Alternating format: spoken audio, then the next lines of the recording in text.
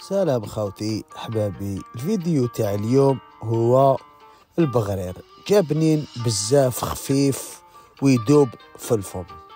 حاجة الاولى نديرو الشربات، كيلة ماء 2 كيلات سكر ونحطوها فوق الفرن القارص ونخليوها تغلي حتى توجد الشربات. كيفاش نعرفوا باللي الشربات وجدت؟ نحطو بغرف هكذا، نجوزو هكذا بصبعنا، وإلا ما سالتش من الفوق معناتها راهي واجد. 2 كيلات دقيق رقيق، كيلة فرينة، مغرف صغيرة سكر، مغرف كبيرة خميرة، ومغرف صغيرة ملح، ونخلطوهم هكذا كامل مليح. بعد ما خلطت الميكس تاعي مليح نبداو نحطو الماء، ما يكون سخون ما يكون بارد. عندنا 4 كيلات، نفرغو الماء ونخلطو، وكيف كيف نزيدو ونقعدو نخلطو حتى نلحقو للكاس الرابع.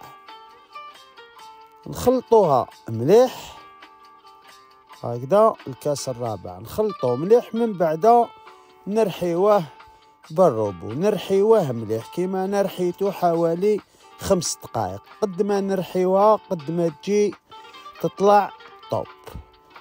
نغطيوها ونخلوها تريح 20 ل 30 دقيقة. عندي 2 مغارف زبدة، مغرف فاني، ونخليوها تذوب.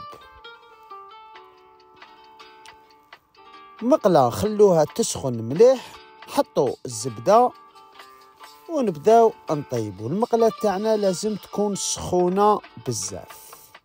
وهاوليك البغرير تاعي كيفاش يخرج كي نحطوه فوق المقلة.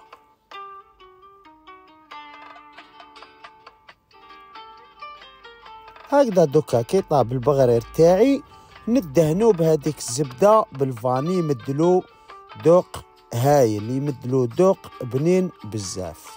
وهاوليك البغرير تاعي بعد ما طاب ودهناه كيفاش خرج. خوتي ربي يحفظكم، ربي يطول في عمركم، وان شاء الله تسيوه ويكون عجبكم الفيديو.